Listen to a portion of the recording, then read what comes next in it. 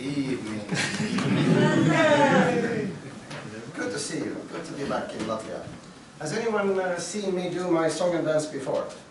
Raise your hand if you have. Sir, good to see you again. Hello, hello. Today, the topic is, let's find out what the topic might be. Agile portfolio strategy. You're all here voluntarily, but you chose to come here, right? No one is here under threat of violence. So, once you came here, what is it that interests you in portfolio, agile, and strategy? Is there some part of that that you would like to learn more about, or is there a reason why this is interesting for you? In case it is, please tell me now. We're just here for the beer. So am I. So am I. Anyone else? Not so much, right? You're all wide open for anything that might come. It's going to go as follows. I'm going to do my song and dance for 45 minutes, then we'll have some questions and answers. If you have questions that you'd like to ask before that, feel free. And then we're going to have the said beer, right? And maybe some cookies. Anyhow, agile portfolio and portfolio management. What the heck is that? Portfolio is a set of products and services that a company uses to execute its strategy. It doesn't exist in a vacuum. It takes its information from above, from business strategy. There's a point to every company, why they exist. The strategy is the what of the company. What business are we in? Who are our customers? What types of products do they need? Those types of things. So you take the reasoning from the business strategy, turn it into a portfolio, and then you execute. Depends on how many people you are, you might have different levels between there. But every company has a business strategy, a portfolio strategy, and then some teams executing on it. And they might have artifacts such as backlogs, maybe some sort of release plans, maybe some sort of roadmaps, something like that. My talk is about how to take the business strategy and make that happen. I'm going to talk about what in the world this thing called strategy is. I'm going to compare business and military strategy. Then I'm going to say a few words about how to organize yourself or your company around it, and how to make that happen. Good so far? Mm-hmm.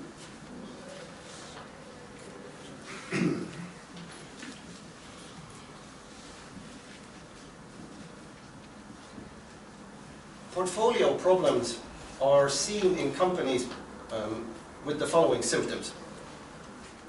A lot of people are arguing where we should focus on, because we're not quite clear what it is that we're supposed to be doing. Who are our customers? How will we know that they are happy or unhappy?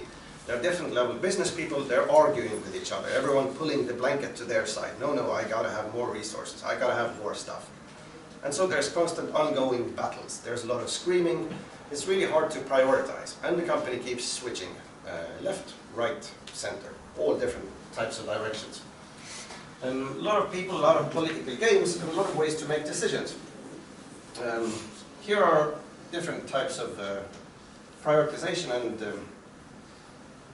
decision-making processes. HIPPO, what does that stand for? Stands for highest paid person's opinion. He who has the highest pay grade gets to make the decision, irrespective of whether it's useful for the customers or for the company or not. Next stands for decibel. He or she who screams loudest gets to make those decisions.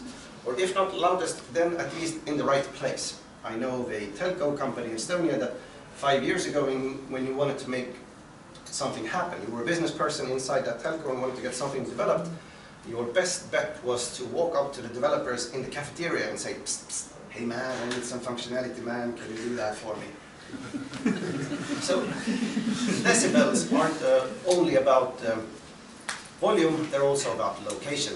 You get the good location where the right developers are, you get your stuff done. Otherwise, not so much. Hockey stick management. Hockey stick means that we evaluate all of our different activities, compare and contrast them to each other, and have some sort of ROI. And so everyone needs to show a big ROI. Their hockey stick needs to go up, and who has a better hockey stick, we take that person's idea. Hockey puck and hockey stick management leads to hockey puck results. Now the big problem with this is that these companies begin a lot of initiatives, but none of them really get completed. So at the beginning of the year, you have 56 initiatives, and at the end of the year, you may have 77 initiatives, but none of them have been really delivered. So everyone is being asked to do more, work faster, and the current ongoing myth is that the developers are lazy. They're not working hard enough, so we need to hire more project managers in order to make them happen. Then we need to install Jira so that we can really monitor what they're actually doing. So we need to have nanosecond level reporting on what everyone is spending their time on so that we can get something done and released. Right? Has anyone experienced that before? Yeah. Sometimes I've heard it may happen. So this is usually a bad idea. Inventory kills companies. In manufacturing companies, this means a lot of unfinished slabs of metal, something that's halfway done. But in knowledge companies, where you have developers, what is inventory is invisible, because it's something that someone told you, hey, we need to develop this thing. They gave you parts of the problem, you haven't really completed or released it. So that's inventory. A lot of the stuff gets analyzed. Sometimes things are analyzed for 5 years or more, but nothing gets really done or released. This gets worse and worse when you have higher levels of complexity. Let's say you're working for a ministry. Let's say the Ministry of Social Affairs of Latvia. Then you have a lot of sub-companies or subgroups that you need to manage as well. They don't directly belong to you. Come back. But you need to get those things kind of out. But they don't really happen that well. And so all of this inventory is invisible. In real, let's say, car manufacturing companies, you tell this CFO that, hey, would you like to have 20 million euros for free? Would you like to have that? They're going to say, oh yes, please. Give me a list of names and numbers that I can call and make that happen. So the inventory levels go down quite drastically. But in knowledge work, this is invisible, so it's really hard to do. I'm trying to give you the symptoms, what might tell you that you're experiencing or going through a portfolio problem. Now I'm going to show you different examples of strategy. You put 20 strategy consultants in a room, they have a hard time unifying what strategy is. There's no clear definition for it. So I'm going to show you two examples of two companies I've actually worked for and with. Company 1, Company 2. Now, in today's context, a strategy is supposed to tell you which products are we supposed to prioritize, which are we supposed to kill, which ones are we supposed to make happen. If I look at the strategy, I know how to prioritize. If I don't understand the strategy, or if I don't know what the strategy is, anything can happen. So company number 1 says, our growth strategy for 2020, we're going to focus on 3 issues. Wow, it's going to be great. Number 1, product innovation. Number 2, customer optimization. Number 3, operational excellence. We do that, we're going to be number 1. Now tell me how you're going to use this information to prioritize your portfolio. There are 3 numbers. Number 1. Let's start with first nice. one. What business is this company in? Tell me. Who are their customers? Home, professional users, foreigners, local people, mothers, nurses, adult males between 18 to 35? Nobody knows. By the way, there's a book. The book is called The Discipline of Market Leaders. They say that these are the 3 cornerstones of strategy. So you should focus on those things and everyone wins. Yoo-hoo. Doesn't really tell you much. Second company here. Our strategy is to be profitable. We want to be leader in our market. They also say that Baltic states, that's our market. And we have different types of NPS surveys and XQ audits and different types of surveys that tell you whether we are happy and our customers are happy. So go execute the portfolio. Right? A bit difficult for me. I wouldn't be able to do that. Usually, strategy is the what, and operations is the how. Now, these are the things that every company needs to focus on anyhow and anyway, because if your stuff isn't as good as your competitor's stuff, customers go away, they don't come back. And these have nothing to do with strategy, these are operational aspects. Agile as such has almost nothing to do with strategy. It's about shortening the feedback loop, yes. It's about making batch sizes smaller, yes. It's about working with the customer, but it's not strategic. It's an operational excellence concern. It's a ticket to a market. It's not actually something that helps you do anything in a market. I'm going to show you a couple of strategies that tell you a bit more. There are 3 that I have here, I have more. Now if you read this through, then this is the whole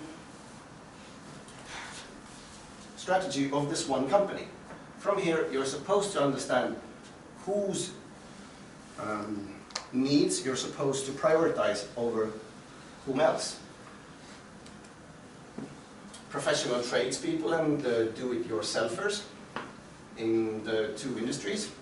Our things have these things as their core qualities. How we make decisions is written out here. A strategy is supposed to download the thinking of the executives and put it in a couple of sentences. You're supposed to make the same decision that the executive is supposed to make if you were in their shoes. That's what the strategy is supposed to tell you. I'm going to show you one more, or maybe this one is shorter. And then I'm going to contrast this to how the military thinks and acts. Any questions? Not now. Raise your hand if you are quite clear on your employer's business strategy. Raise your hand if you think that I am happy with the understanding of the strategy that they're trying to execute. I understand it well. 1, 2, 3 hands, right?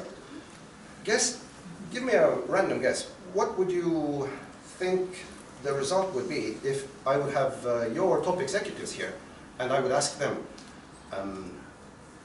of all the people that you have, what is their level of awareness of your current strategy? How many hands would go up with the response that all of my people know my strategy quite well?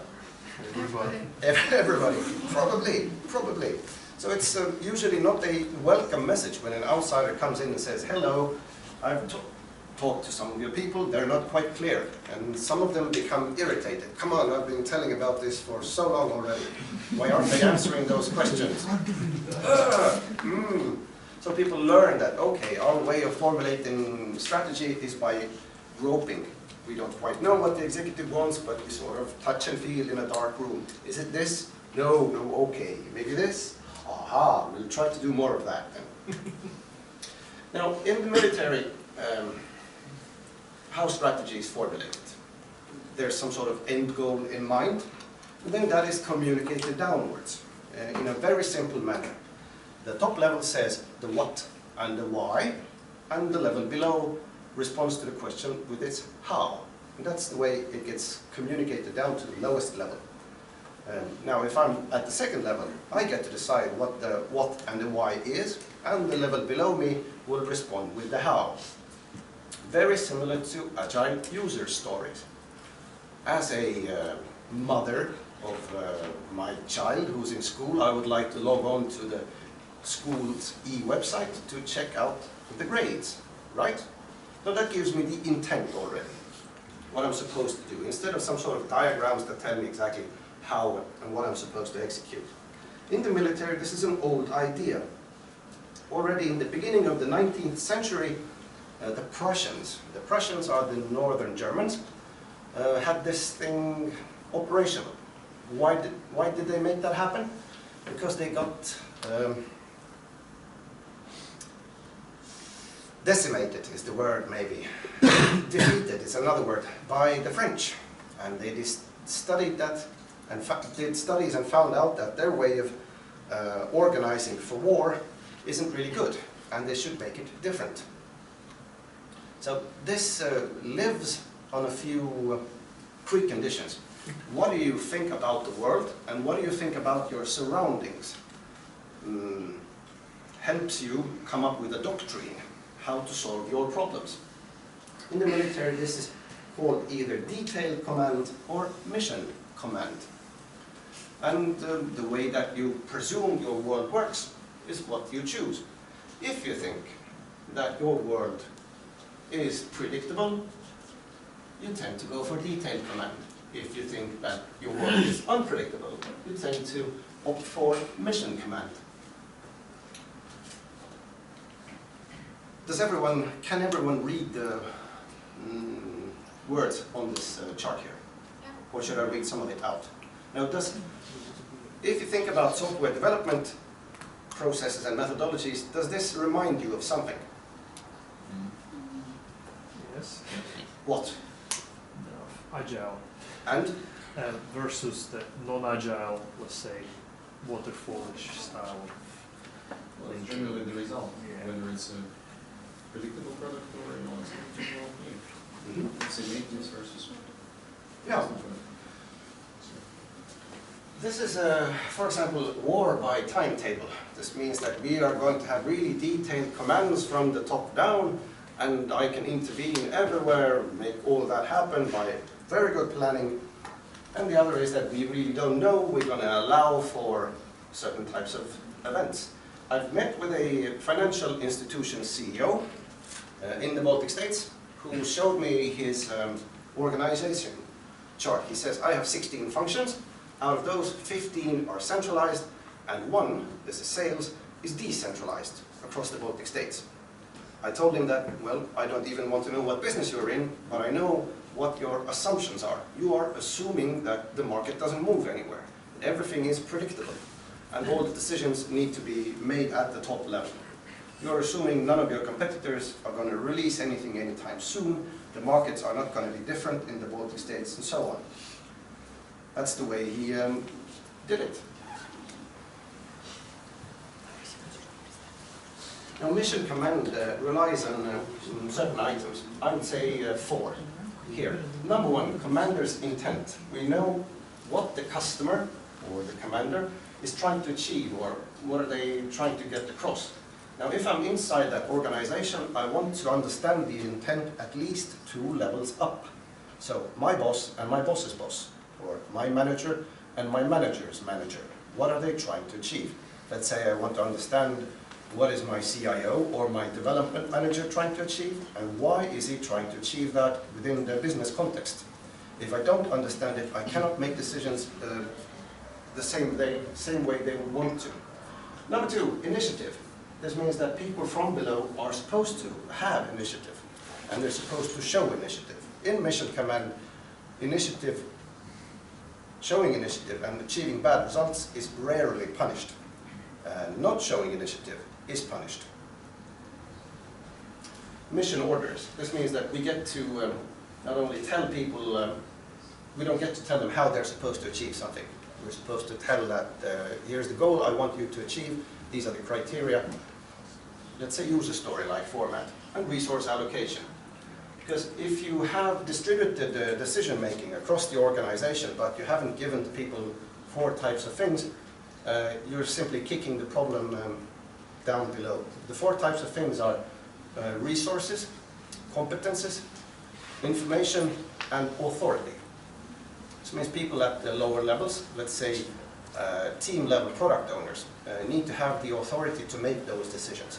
Are we going to go left? Are we going to go right? They need to have the information. They need to have a look at what's the data coming in, how much money we're making, how our customers are satisfied or not.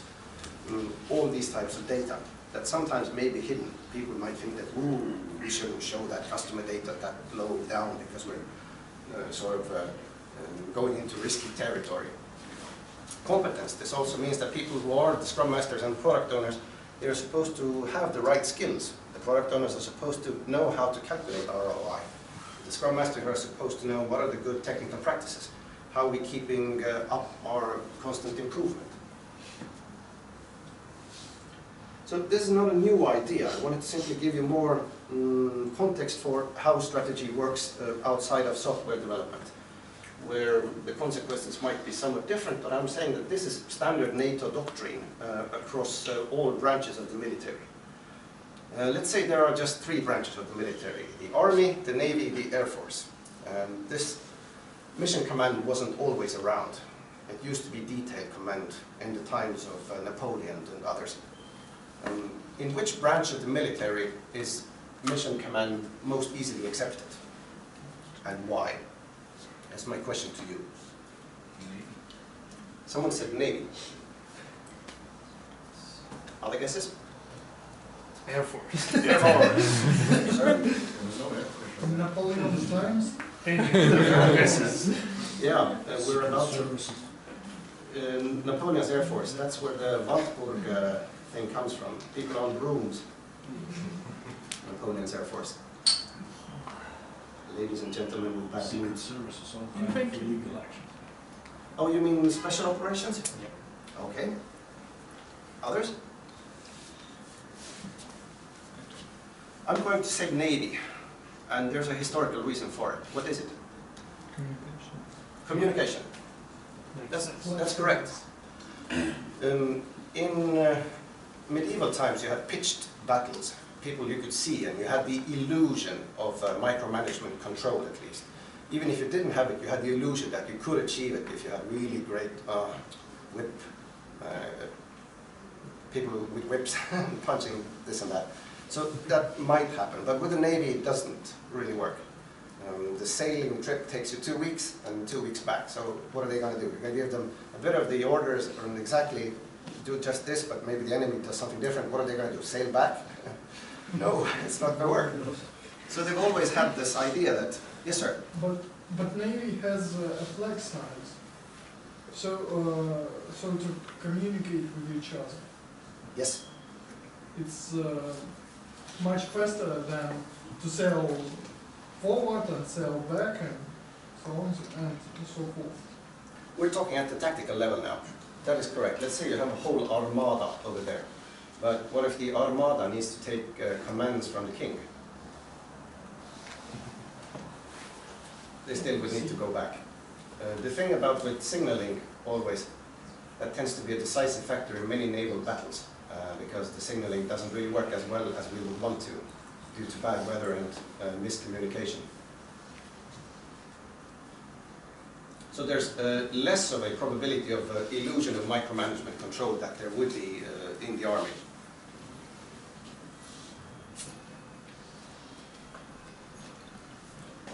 Org structure in agile companies. So the point with the portfolio is that you're supposed to understand the business structure as much so that you can make decisions. If it's unclear, you're supposed to go and ask them. I'm going to give a few recommendations as well. If you're sort of going back to the business people and keep asking the same question, my bet is you're going to have a bad relationship with the business people, and that can become a career-limiting move. Another approach. You business people are stupid. We engineers are smart. We do agile. You should also do agile. Here's a format for you. Go fill it out so that I finally know what it is that you want to get across. Also not a good idea. I would also call it a career-limiting move. So what is probably going to work is that you give them options. And one of the ways that everyone in technology for a couple of years has known is the business model canvas. There's also the lean canvas, there's the startup canvas, there's a million other types of canvases. Pick one of those canvases and start filling it out yourself, and then asking binary questions from business people. Is it X, or is it Y, or is it Z? Is it the home market, the professional market? Which is it? How are we supposed to prioritize among them? They themselves are probably not going to fill out the canvas. Oh, I think I've gone ahead. These are the wrong recommendations. This makes a lot more sense.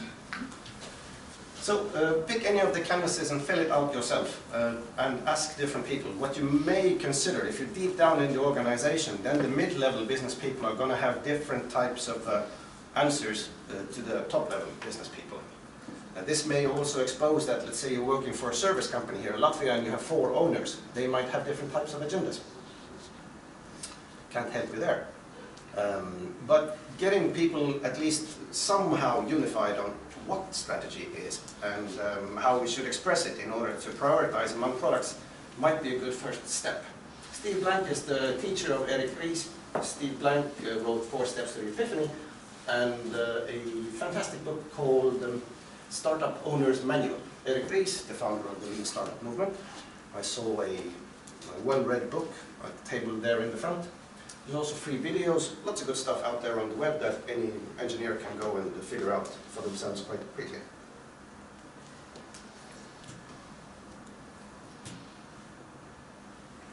Now, portfolio management.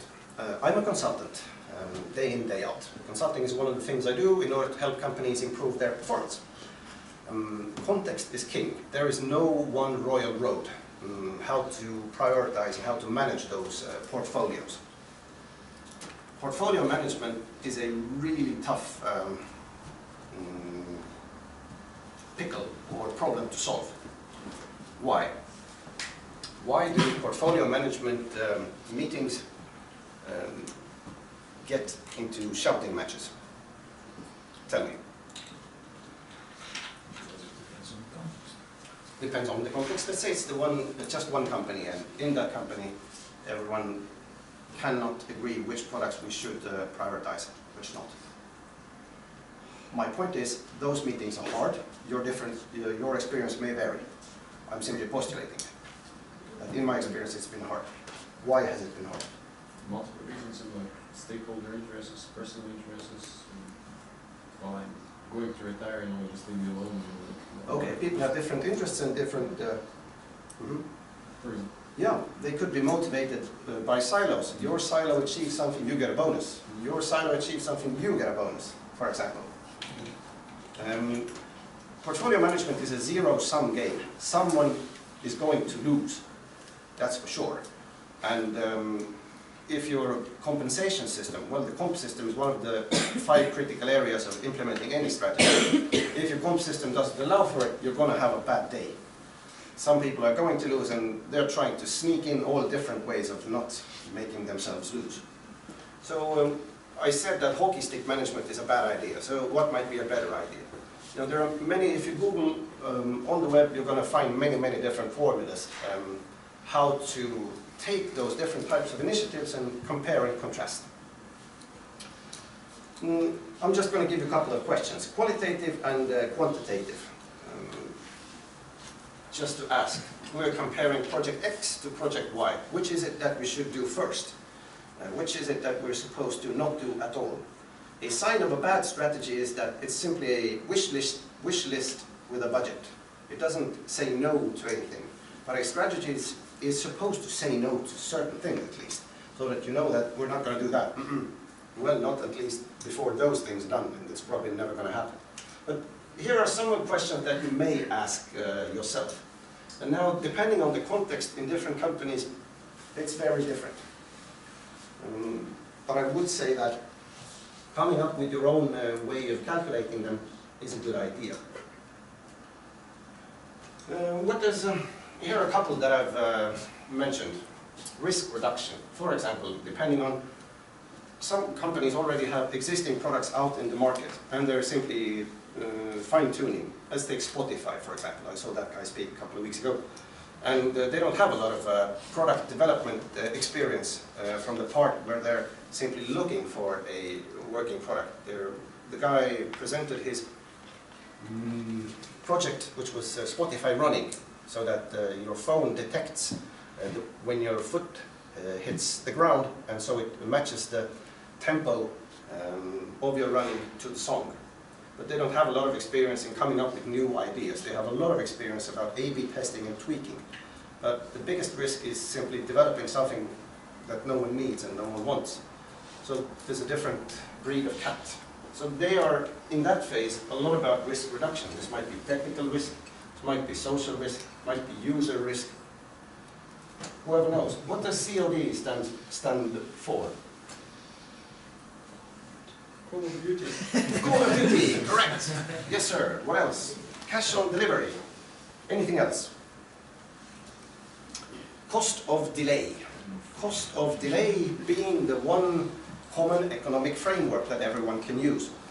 I remember working with an automotive company, had 12 people in the room, gave everyone a post-it note and said, put down on that piece of paper, what's the cost to the company if we delay the release by 3 months of this product?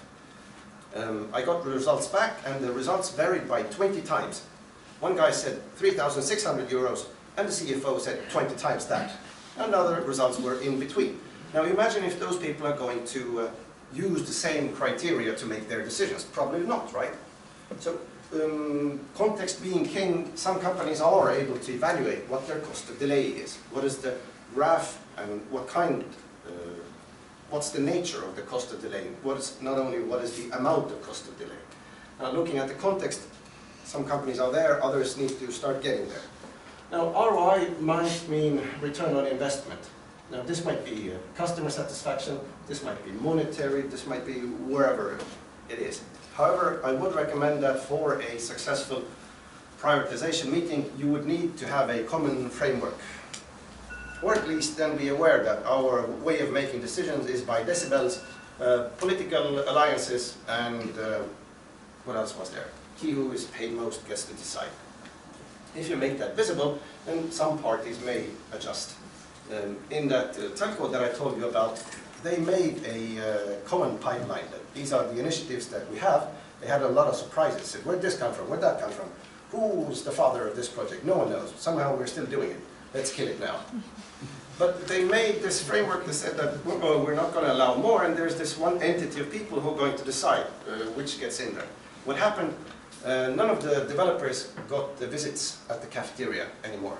So now the visitors went up to a different level, and the developers could focus on development more. Work structure. How many here have heard of a SAFe, Scaled Agile Framework? A show of hands, please. 4.0 or 3.0? We haven't heard that much about it. Very good. Maybe not. Now, I'm going to talk about different ways of building up your organization, or how you might organize. If your business strategy is clear, you understand how the decisions are made on the portfolio level, and now how we're supposed to organize ourselves in order to make that happen. This might be from one team's standpoint or 500 teams' standpoint. Same idea. We're going to contrast the military once again with the business world. In warfare, there have been 4 different stages, and all of the stages or generations have moved on due to developments in technology. First stage, mass manpower. The people fighting are controlled by actual states. So you have people standing right next to each other in unified formation. The reason for standing really close proximity in close formation, twofold. Number one is that you can stop people from running away because they're all packed tightly together. They're probably going to soil their pants, but they're not going to run away. The bad thing about running away is that you may induce panic in others as well, because I'm not going to be the only guy standing here, so let's all start running. That's a really bad idea, because then you're really open to enemy onslaught. Something happened after that. Rifled muskets were invented. So people no longer wanted to stand right next to each other, because standing right next to each other, it was easy to aim and probably hit someone. So they decided that, nope, we're not going to do that. This is everything until the end of the First World War. The French, for example, marched into the First World War in their Napoleon uniforms, brightly colored uniforms. No helmets at first. Quite a few people died when they discovered that maybe we should dress differently, maybe wear a steel helmet. That might be a good idea, actually. You know, a lot of people need to die before these lessons are learned. These lessons were available in the American Civil War already, but not all of them learned it. The French are not going to learn lesson number 2 either, but I'll come to it. This is where actually the defense becomes the stronger side. With a machine gun, you can now control a lot of the battlefield, and all those close formations are really not going to help you that much. Number 3 here is what began a couple of slides ago, I showed you in Prussia, and gets finalized by the Germans at the end of World War I. Now the limiting factor there is mobility. They have all the tactics down in their stormtrooper tactics, but they don't have a lot of cars driving them around. You simply don't have the mobility. The French, on the other hand, when the Second World War arrived, had been training to fight World War I version 2. The Germans had been training to fight a different type of war. And who knows what the Maginot Line is? Defensive line. What is the Maginot Line? It's a big defensive line the French built to protect them from the next German attack in a specific place where they thought it will happen. Yes. And then they just went for the Belgium. What? And then they just went for the Belgium. Yeah, and the Germans said we're not going to go there. There were 9-story facilities where you're going to go do and fight the First World War really much more efficiently. Didn't really work. Some have also said that it's a monument to human stupidity. It was really efficient at solving the wrong problem. The Germans had a better plan. They had blitzkrieg. And at first it worked wonderfully. You're not trying to simply go head-to-head with someone, but instead you want to take away their ability to fight. Much better way of working. Currently, number 4 is what's happening in Syria and in Iraq. Different type of war. There are different things that are really necessary. Here, for example, efficiency. Efficiency here as well, but not as detail-oriented. But here, efficiency, not so important at all. Peter Drucker has said that there is nothing more useless than doing efficiently that which should not have been done at all. So instead of doing something really efficiently, maybe you're doing the wrong thing. It's called effectiveness, doing the right thing instead of the wrong thing. Efficiency is doing the thing well or not well. So it's better to be effective than to be efficient. How many warring parties are there in Syria today? Anyone? I don't have an answer, by the way. How many will there be in a week's time? Will there be more? Will there be less? The same? Nobody knows. And who is a combatant on that field? Anyone? Nobody knows. They might fight for one side in the morning, one side in the evening. Then become a civilian again. So all of that... So all are fighting with each other? Yes, everyone is fighting... It's up to your mood. Excuse me? It's up to your mood. Yeah, it depends on your mood or whatever types of variables. So it's constantly changing. And the ideas of an avant-garde and a rear guard and flank, those make no difference anymore. So all the questions that you have here for efficiency don't really make a big difference. So join Syrian army, meet new people and kill them. That's, It's just a joke. this, by the way, is not supposed to be a recruitment event for any military. General McChrystal and 3 other men wrote a fantastic book recently, Team of Teams. He was the head of JSOC, Joint Special Operations Command. These are the different branches of the American Special Forces from all branches of the Navy.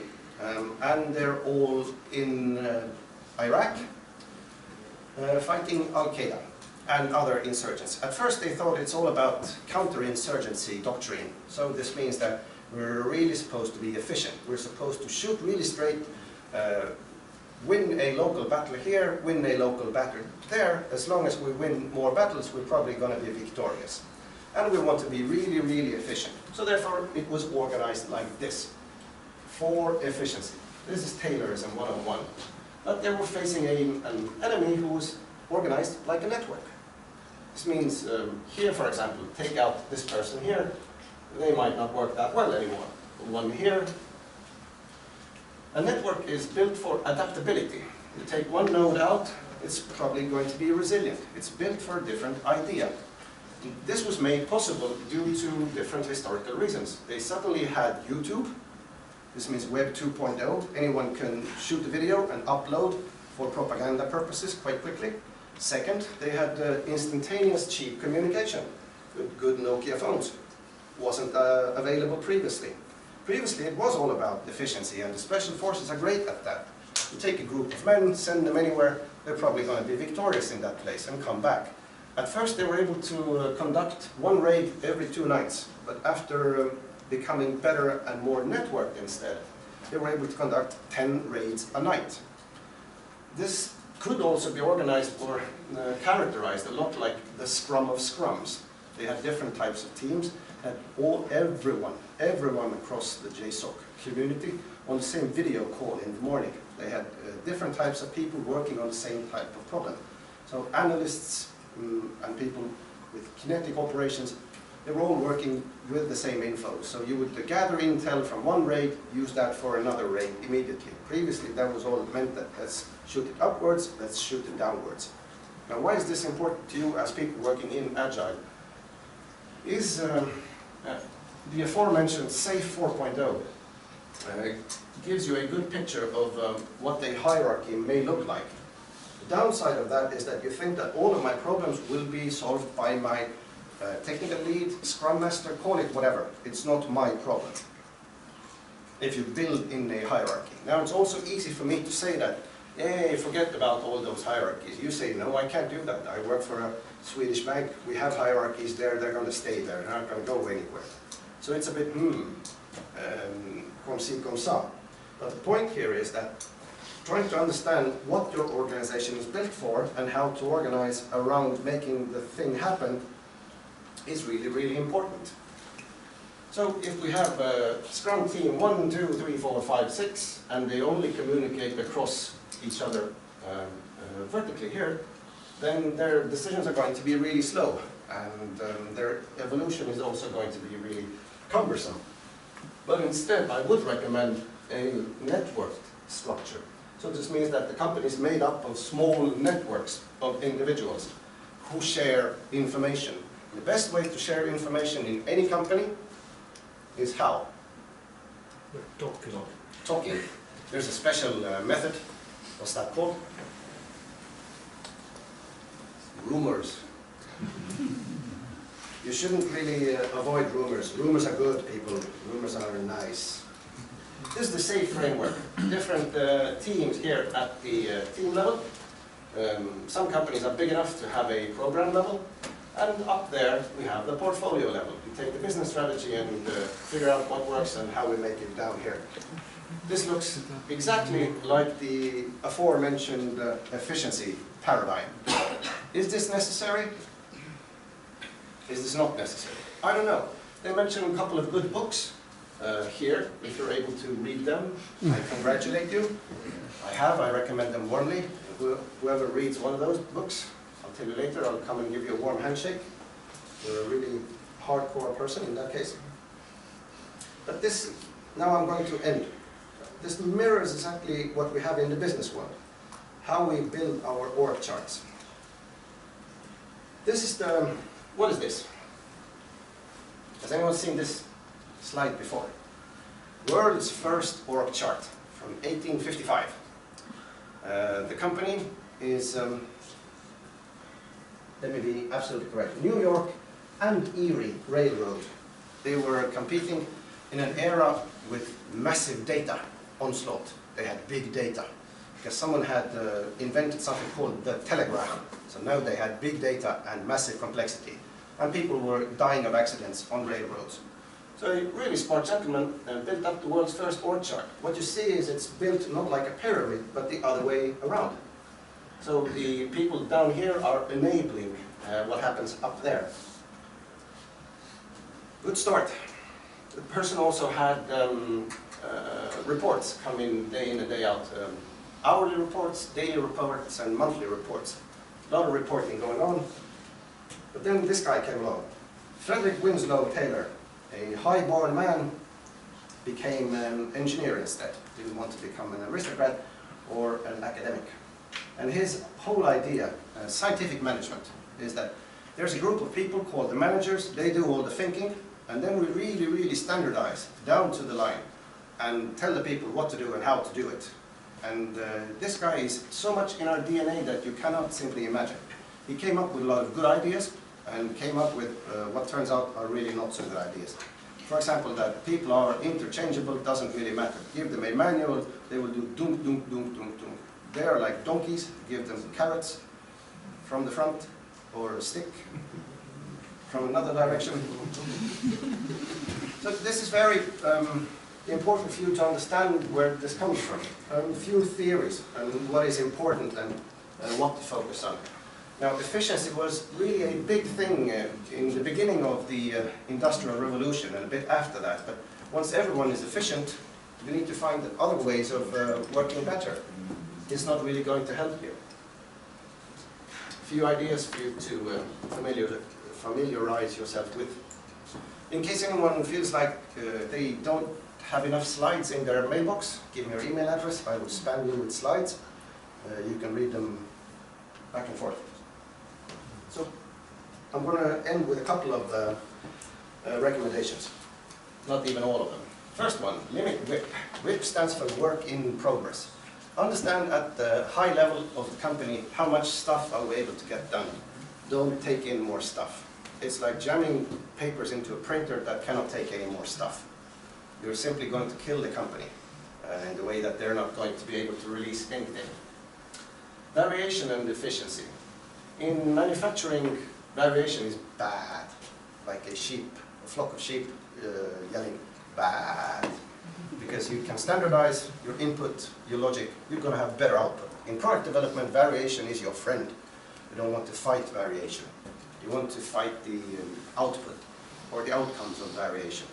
This means that you don't need to standardize the way you gather data, the way you gather requirements, but you want to understand that people are talking to each other.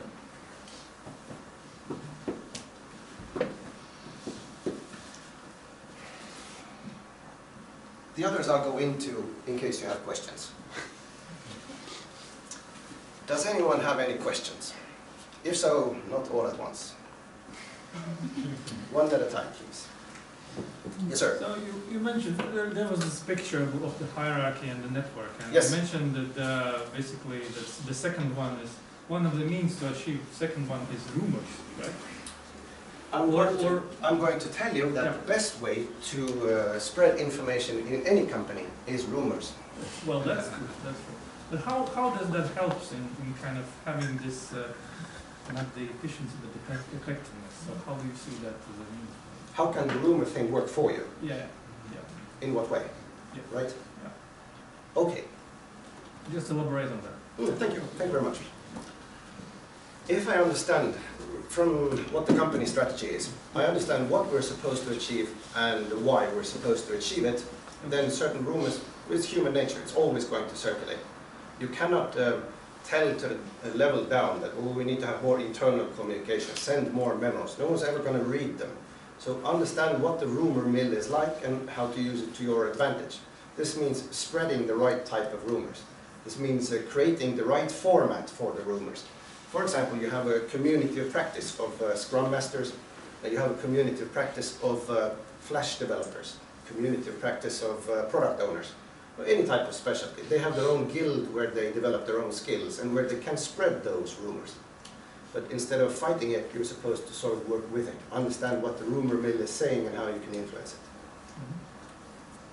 Did I answer your question, sir? Well, yeah, some part of that. But when you start rumor, basically, you definitely will face some setback from the other opinions or the ones who are not in the community or in the network. Mm-hmm. So how do you find that, or how do you kind of design that to work in the most effective way? You try not to fight it. It's try to simply live with it, accept it. It's like variation. It's always going to be there, and trying to fight or get rid of it is not probably going to help you. Or maybe if you give me a specific example. Well, if you try to spread the rumor that this particular technology is good, for instance, or we should use that, or this is the new big thing, and so on. So basically, we'll have the community of ones which would accept that, probably the smaller one, which are inside of the network, and the bigger part, right? So the ones who should somehow be adapted to the ideas. For example, Scala is great, Scala is bad. Yeah. That war. Well, particular, yeah, Java versus .NET or whatever. Any right. holy war you would think of, right? Mhm. The way to make decisions is not by counting which rumor is more popular. You have a good framework for making decisions anyhow. It's not going to influence that. I'm simply saying that the rumor part is what's going to help you spread the information fastest. The efficient part, simply that we're going to communicate all of our memos down to level X and everyone needs to read all the memos. It's not probably going to work for you.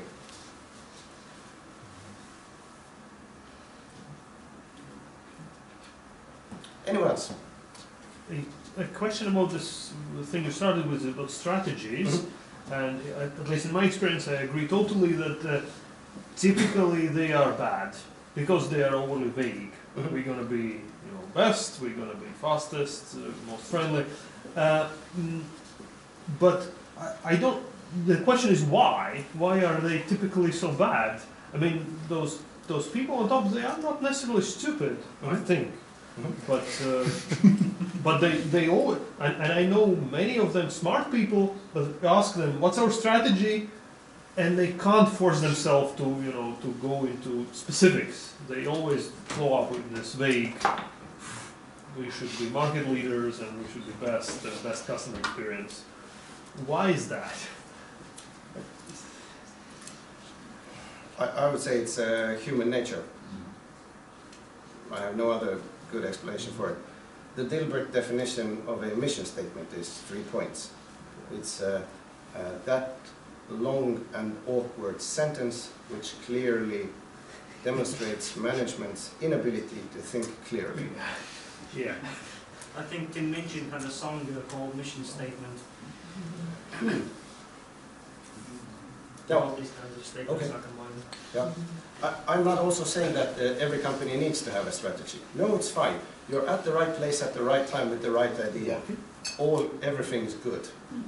And I've seen a lot of good companies with no mission statements, visions, or any of that stuff still make a successful product. However, making sure that these things do happen, I would recommend that people are sort of able to understand how their executives want them to act. If I know what it is, I can more or less execute on it. If not, I'll do whatever. I found that people in the startup space are better at it. So maybe it has to do with this, growing up through the hierarchy in the corporate chain. That teaches you to maybe be vague. That to get to the top, you have to learn to be vague about your intentions, or something like that. I don't. All right, I'll give you 3 reasons why people are bad with strategy. Number one, they've been in the same market always, so it's all about efficiency. It's not that much about strategic. They haven't really gone to other markets, so you don't need that type of clarity. Secondly, they've maybe come up through the ranks, but they are not being asked those strategic questions.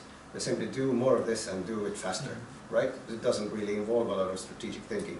So it's a specific discipline of generalship that needs to be trained. A really fantastic micromanager was Hitler, for example. People considered also, should we assassinate Hitler? Is that a great idea? But then they decided, no, he's doing so much good for us. He, for example, wanted to have command down to battalion level. It's stupid. And he had the high rank of corporal, with no military leadership experience, but he thought, I'm the genius here. I'm going to make all of the decisions. They're all going to go through me. Nothing good can come out of it. Why I want to say that the people in the startup space are better is that they have those meetings where they need to explain 5 times a day what it is that they're about. So it sort of gets trained into you and people have some sort of a framework to work with. If you work for a bank here, you're not being asked those questions. Unless you want to go abroad where your complexity grows like this, then you're not really asked for the strategic thing here.